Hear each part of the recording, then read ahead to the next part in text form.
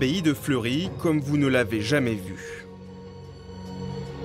En 1627, Richelieu confie notre établissement à la congrégation de Saint-Maur. Le belvédère flambant neuf retrace les grandes dates de l'édifice, monument inscrit au patrimoine mondial de l'UNESCO. Il était important de valoriser cette histoire à travers un centre d'interprétation, d'une part parce que l'abbaye de Fleury est l'un des berceaux des moines bénédictins, et d'autre part parce qu'elle nous a légué l'un des plus beaux monuments romans du Val-de-Loire, la basilique de Saint-Benoît-sur-Loire. 583 mètres carrés sur 3 étages dédiés à l'édifice roman, de sa construction amorcée au 7e siècle, au rôle qu'il a joué dans la vie monastique des bénédictins.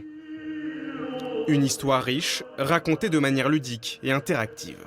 Ici, effectivement, il s'agit de la construction de la nef qui s'étale des années 1160 à 1207. Et par ce jeu, en fait, il s'agit de replacer section par section les différentes phases de construction de cette nef. Le belvédère ouvre ses portes après 2 ans de travaux pour un coût estimé à 4 millions d'euros.